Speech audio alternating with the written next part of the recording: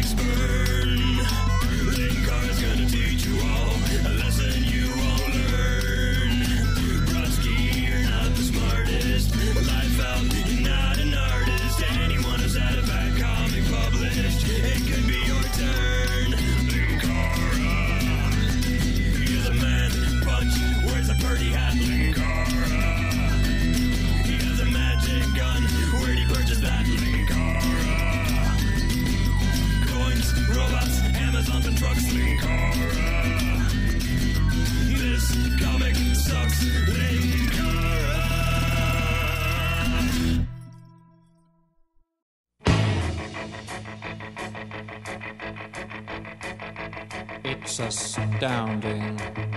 Time is fleeting. The cover on my copy is actually a variant, but it's one of the better ones, as it just features Freddy looming menacingly near some random woman, and of course, once more featuring far too many details on his gloves and the walls. Seriously, lady, did a TARDIS explode near your house or something? Why are there so many cracks in the wall? Nice touch with the Evanescence poster on the wall, though. It's a subtle joke by referencing the lyric "Wake Me Up Inside" without directly mentioning the song. Also, once again, this artist is under the impression that Freddy's claws are made from lawnmower blades or something. My favorite alternate cover, though, is the wraparound one, featuring a slumber party, with Freddy just casually sitting near the window. Ugh, Freddy, you were supposed to come in a nightie. This is why we don't normally invite you to these things. We open with Jake being dragged into Weston Hills, probably to be forced into taking Hypnosil now that he believes in Freddy. Weston Hills would probably have their own supply of Hypnosil separate from the big shipment that was on their way to the town itself. And for those who had been asking about it from the first issue, Freddy vs. Jason showed us that indeed there's a reason Hypnosil isn't FDA approved yet, since overdoses on it put you in a coma. So just another happy potential for Springwood's anti-Freddy plan. And in this panel, the part of Claire's dad will be played by Marvel supervillain MODOK. Anyway, Jake is dragged away as he screams that Freddy is real. Ah, music to my ears! Apparently not music to your face, though. That seems to be melting. So that's something else I can give this comic. That first page didn't call that it was a dream. That being said, we're gonna see in a minute that he was in the middle of being dragged into Weston Hills, so did he just fall asleep in the middle of that struggle? I can't imagine that they would just sedate him, since they know full well that Freddy can attack people that way, and they don't want him dead. But whatever, time for his ironic dream. And given the fact that this comic really pushed the Jake abused steroids, naturally his dream is, a courthouse. And the steroids thing isn't even brought up. How silly of me to assume that had a point. You've been a bad, bad boy. A regular rebel without a cause. Yeah, you've been a real burr in Springwood's butt. Telling the audience your character traits is so much more satisfying than showing your character traits. What say me? Guilty in the first degree. I sentence you to eternal torment. After I murder you mercilessly, of course. This is kangaroo court, sir. Man, who knew we'd get a worse judge in a comic than Judas Traveler? Anyway, the zombie security guards in the courtroom toss Jake into the fog, and he lands in Freddy's boiler room. Shame it couldn't work out another way. You like to stir it up, Jake. I like that! All that we knew about Jake was that he took steroids, was kind of an ass to Amy, and didn't believe in Freddy until Sea-Dog died. Where the hell is this troublemaker thing coming from? Think about it! Me Batman, you Robin. Caped terrorizers. I am the Knight. But I only work solo. You're the one who brought it up, Freddy. Also, we know you wouldn't be Batman. Claire was right about you! You killed Sea-Dog! You killed Tia, Donna, and Amy! Just figuring that now, eh, Jake? Everyone in charge is covering this up! So, is this the equivalent of the recap page? Why the hell is he yelling all this? And so, Freddy slices his throat, and we end up where I said we'd be. The Weston Hills staff dragging Jake away without any sign they were trying to sedate him or the like. He just decided to take a nap in the middle of his struggle and is now dead. Claire's dad is naturally pissed off about all this, as are all the other adults of Springwood, as we cut over to the mayor's office. And once again, a page seems to exist only for recapping things we already know. In this case, they agreed to keep Kruger a secret, and now kids are talking about him and giving him more power. They ask the mayor what he intends to do about it, and there is no follow-up. That was more than 3/4 of a page devoted to this sequence that goes nowhere and tells us nothing new. Thank goodness we didn't develop any of the characters and instead focused on pretty crappy artwork of people making weird faces. I know that's why I read comics. Anyway, we cut over to Claire's dad's office. He's the corrections warden for the town, which means his office has a crap ton of records, including about Kruger, which I guess would make sense that they'd keep those around in case they needed them, though it's kind of a risk given the whole suppress all knowledge of Kruger thing. Fred Kruger, bastard son of 100 maniacs. His mom was a nun. Why the hell did that extend across the entire word balloon? Was she being really sarcastic about Amanda Kruger being a nun? It's hard to decipher the facts from fiction. The hell are you talking about? Both of those pieces of information are canonically fact in this universe. The record also contains information about the other movies. His original victim was Nancy from 1428 Elm Street. He spread out from her group of friends. She defeated him by bringing him out into reality and set traps for him. Whole lot of good that did her. He got to her later. Okay, you don't get to insult Nancy, comic. Nancy actually had a friggin' character and was in 2 of the best movies of the series, while you're a garbage 3-issue mini that needs to pad out its length with foreshadowing that is never paid off and completely pointless scenes. Up yours! Not to mention, Freddy only got to her because she got drawn back into the events at Weston Hills in the 3rd movie. Despite the ending of the 1st movie, clearly she at least survived her fight with Freddy into adulthood and hadn't seen him until that film. We've been through all this. Dream Warriors, Dream Masters, Dream Children. It doesn't matter. He's beaten them all. He's unbeatable. That's the only thing I get out of all this. Oh, I don't know that he's unbeatable. But yeah, sorry Claire, this is what happens when you become a franchise. He's unkillable now. Her dad walks in, surprised to see her, and tries to grab her. However, in the struggle, she trips and bonks her head against a wall, knocking her unconscious. She appears right in front of Freddy, but immediately comes up with a plan, grabbing onto him and managing to wake up, dragging Freddy into the real world. Dad, Carl, get him! Lock his ass up! Ugh, what's the point? You just know his lawyer's gonna have him out again in a few hours. But yeah, they grab Freddy and toss his ass into a jail cell. And this raises up a very interesting idea. In the past, anytime Freddy is brought into the real world, they try to kill him. Nancy and her booby traps, Maggie shoving dynamite into him, getting him to fight Jason. Nobody really tried to just lock him up. Okay, Nancy said her dad could arrest him, but let's be real. One does not set up a sledgehammer trap merely for incapacitation. The idea of locking Freddy up is pretty fascinating. What do you do with him? Killing him in the real world doesn't actually stop him, as the sequels proved. Could you retry him? How would you even do that? Freddy has shown some power over the real world even while in dreams. How far does that power extend? This opens up a crap ton of possibilities to explore, and is something never really done in the franchise until now. And of course, those possibilities will have to remain unexplored, because it turns out this is still a dream. A Nightmare on Elm Street, Paranoid, where anything interesting or meaningful goes up in a puff of smoke. Just like Claire's dad here. Instead, Freddy shows what happened to Claire's mother. After Freddy first came back and started attacking kids in their dreams, she wanted to take it to the media, but the other adults of Springwood wouldn't let her, deciding to sedate her until she came to her senses. However, she seems to have an allergic reaction to the sedative, so her father is complicit in the death of her mother. So not only did Springwood's incompetence with law enforcement lead to Freddy's murder and his resurrection as a dream demon, not only is their big defense to lie to and drug their children, but they also accidentally killed a person with a sedative. Is there really any surprise that at one point in the series canon, all the teenagers were killed and the town went collectively insane? Claire does not take this news well, dragging Freddy out of the cell, as in through the bars, and they fall into a cemetery full of her dead friends. Give it up, Claire! Stop fighting! And join them! I have a grave made especially for you. The rent is cheap, and there's even underground parking! All the corpses of her friends rise up and call her out on not warning them about Freddy, which of course is really just Freddy messing with her head, since warnings are what got them killed. Claire is in tears over this, but she does manage to remember that believing this is only a dream and not being afraid of Krueger is what helps her defeat him. She awakens from her probably concussion and is rightwise pissed off at her dad. You OD'd her on sedatives so she wouldn't talk, just like you wanted me to do. No, you even saw in the dream that it was an accident, that somebody else gave her the shot, and that your dad wasn't happy about it.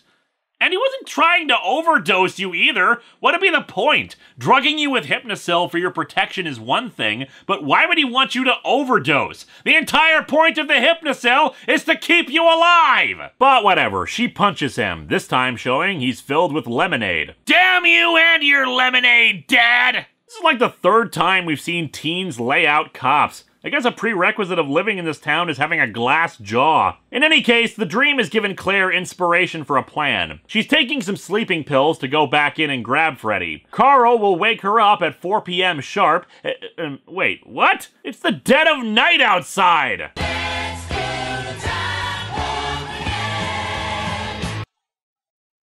Wow, that's one I haven't dusted off in a while. In addition, they're going back to the school, where Claire says there will be a pep rally in 20 minutes. Maybe my high school was different, but aren't pep rallies usually held during school hours? Plus, since they're high schoolers, shouldn't that mean kids are out of class by around 2 p.m.? But their plan will hinge on kids being at the pep rally. Then again, what the hell do I know? Since apparently the mayor's plan to stop Freddy was a giant sun-blocking machine a la Mr. Burns. They show up at the pep rally and I guess stole a gun while at the office, since Carl drags Claire in while wielding it. Jesus, he's got a shotgun! Ah yes, the rare handgun-shaped shotguns. Hey guys, check out my crossbow here. Instead of fleeing in terror from the high schooler with a gun in the middle of the gym, everyone just kind of stands around waiting to see where Carl goes with this, aside from the security guards / janitors who converge on him. Inside the dream world, Freddy apparently decided to take some lessons from Pinhead since he attacks Claire with a chain. That proves to be his downfall though, since Claire taunts him to come out and face her personally, and she yanks the chain around his neck. This time she does succeed in dragging Freddy to the real world, right into the middle of the pep rally. May I have everyone's attention, please? I'd like to introduce you to the creep haunting your dreams, Freddy Krueger! Well, it was between Freddy Krueger and Matt Foley to be the motivational speaker at this pep rally, and frankly, I think they made the right choice. And I get that there's random weird energy from Freddy being pulled out of the dream world, but why is there a big energy discharge from that symbol on Claire's chest? Give me the shotgun, Carl! And indeed, Carl hands her the pistol. Oh, hey guys, I forgot to show off my sniper rifle. They used to call him the Springwood Slasher. Springwood. What a name for a town, huh? I guess? The authorities have done everything in their power to make you not believe in him. Dumb move. We keep dying. Yeah, but while I have been critical of their plan since it's really a band-aid for a broken arm, it's not like they have a wealth of options available to them. Since Freddy only seems to go after teenagers and Freddy has shown a complete mastery over the dream world, it's not like they can just send in a special hit squad to take down Freddy or anything. It's a crappy plan, yes, but at least it's a plan. Your solution was just to yell, "Freddy is real!" and then panic and run around. That being said, as she unloads the gun into Freddy's torso, she does offer a better plan. If we're not afraid of him, he can't kill us. That's why I brought him here. I mean, look at him. Goofy hat, silly sweater, butter knives for hands. Is this what we're afraid of? Okay, is the reason they keep overdoing the gloves on the covers because people keep referring to them as butter knives? It was cute in Freddy vs. Jason, but this is kind of silly. Her plan seems to be working as the teens in the crowd start throwing out insults. Dude's a punk! A geek! Truly, this writer speaks for a generation. Claire runs out of bullets and Freddy advances on her. However, her dad is here now and takes the slice for her, despite the fact that he too is holding a gun and could have shot Freddy. Carl apparently has a gun now too, so did he have another gun? Did he take it from Claire's dad? What?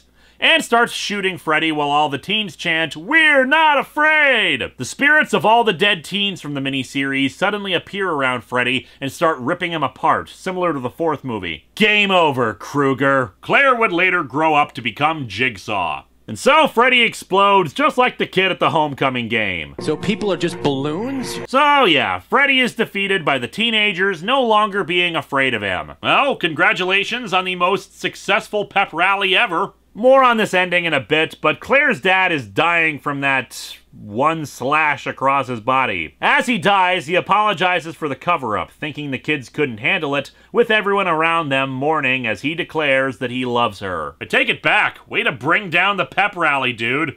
We cut to 6 months later, with Claire and Carl walking around after having been declared prom royalty. Well, thank goodness these two ended up together. Carl was such a compelling character and how he was handed some Hypnosil. The two enter a limousine to head out, and so our comic ends with the driver revealing himself as Freddy Krueger, who drives them into hell. How did he survive that final end? Why is he only appearing now after 6 months? How did Freddy manage to get inside their dreams, considering the next comic in Avatar Press's Nightmare on Elm Street line revealed that the kids were still taking Hypnosil months after this? Not a clue, because we needed to end on this for no damn reason, even though it makes absolutely no friggin' sense. It's not like this is a necessity in a Nightmare on Elm Street movie. While some movies, like the first and second, ended with the promise that Freddy was still there, the others tended to just be slight hints that it wasn't over, like seeing the girls in white doing the Freddy rhyme,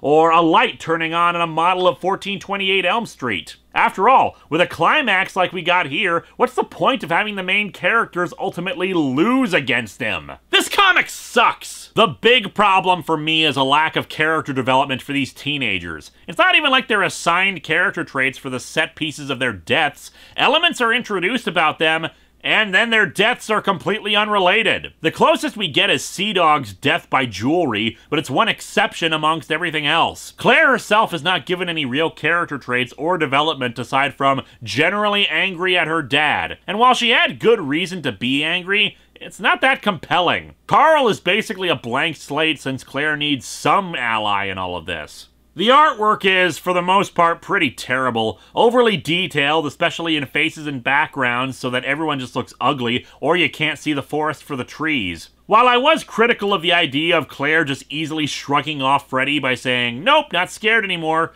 Freddy's abilities have been rooted before in the fear and knowledge of him. One person saying, "Nope, it's just a dream," shouldn't be enough to keep him from stabbing them, but I'm actually quite satisfied with how he was taken out in this. When you get right down to it, the series is about confronting your own personal demons, our own inner nightmares, as it were. And having the teenagers collectively coming together and declaring that they're not afraid of Freddy anymore is a pretty awesome way to put him to rest. But as I said, him suddenly appearing at the end after that just makes no sense and completely undermines that strong message about teenagers overcoming their fears. As I said, some other Nightmare movies have ended with the hint that Freddy could could come back, but those ones didn't eliminate all hope like this one seemed to. Other good ideas, like expanding on Springwood's suppression of Freddy, the idea of dragging him back and just locking him up, and other stuff like that are glossed over and tossed by the wayside. And I'm still not sure why this thing's called Paranoid. The best guess is that it's based around being afraid of Freddy when there's nothing really to be afraid of. Except there really is! The guy can stab you in your sleep! And even after a pretty spectacular defeat, he still comes back to kill you. It can't be the paranoia of the parents because, well, they have every reason to legitimately fear Freddy. While paranoia is rooted in the idea of anxiety or fear about something, it's usually taken as an irrational fear or anxiety. But the entire Nightmare series is predicated around something that is, well, legitimately fearful. Avatar Press did one more Nightmare on Elm Street comic, a one-shot called Fear Book, that took place a short time after this mini. We do see Claire and Carl again in it, for like a panel or two that imply that they're killed off pretty unceremoniously despite the whole no fear thing. So that just means, again, this mini was a waste of time. I might do Fear Book next year, I might not, but either way, it's a pretty crappy way to treat these characters. Although what should I expect from this company? Next time, we celebrate the show's 8th anniversary with more of the Clone Saga in a storyline called Cyber War. See you then.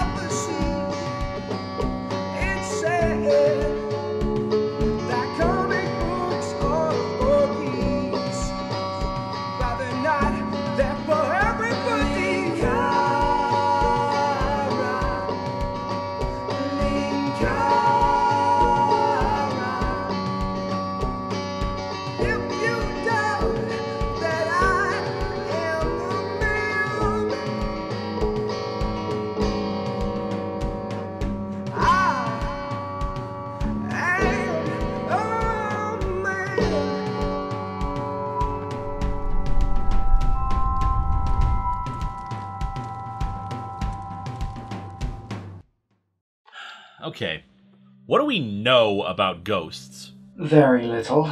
I think our only encounters with an actual, well, ghost are via your magic gun. Which, when you get right down to it, is more like a spirit inhabiting it than anything else. We need to figure out a way to fight this thing. Okay, when you break it down, what exactly is a ghost? A specter, a soul. Huh, I wonder if I have one. Which is a discussion for later on, although I certainly think you do. It's more to it than just them being dead. Why do they stick around to a place after they've died? Even if there isn't an afterlife like heaven or hell, why stay in one place? Usually through some form of emotional trauma. Something strong enough to keep them here, or leave an imprint. An imprint is definitely along those lines. A repetition of a violent act. Something that caused enough psychic trauma to damage a place. Hence, a haunting. Linkara has been able to download some of Vice's logs from the ship. Vice has had at least 2 encounters with ghosts. Despite the physical laws of the universe being vastly different, the ectoplasm was of a similar composition. Which means ghosts might be similar across all universes. Get any other useful info? Only that while one spirit was docile, the other was malevolent. It was tied into the very house he was investigating. In every pipe, every cord, its psychic influence was over everything inside that place. He only defeated it by destroying the house. And even then, he had no evidence that the ghost was destroyed, just that it stopped attacking him. Well, people die all the time and you don't hear about ghosts in every place. So what sort of hell would someone have to go through to create a ghost? Not sure, but then again, there were no reports of ghosts with any other tenants before us, so maybe it's not just that ghosts were here, but something woke them up. Something that caused a very specific emotional reaction. But what would be responsible for that?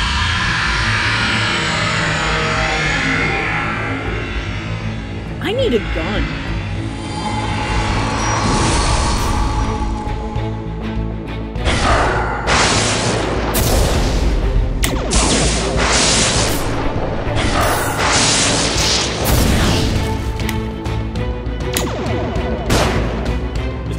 concentrate our fire. Maybe together we can... Ah! There are two of them!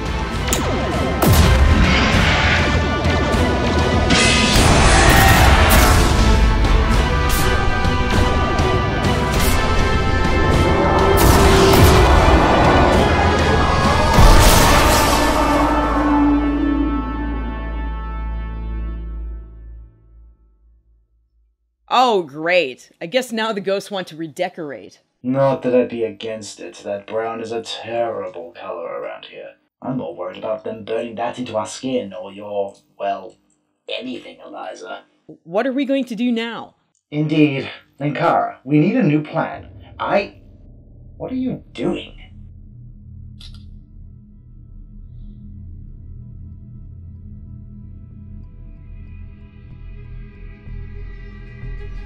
Huh. Is that the logo from Star Trek? I guess ghosts are fans of it too? Or are they? What do you mean?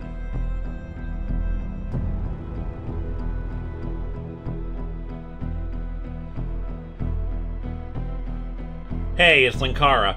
Oh, hey, long time no chat. What's it been, 4 years? Yeah, not since we rescued Dr. Block and Dr. Cheese from that Mexican prison. Had a fun time explaining that one to the US government. Yeah, good times. So, what's up? What can you tell me about quasi-demonic intergalactic forces of evil?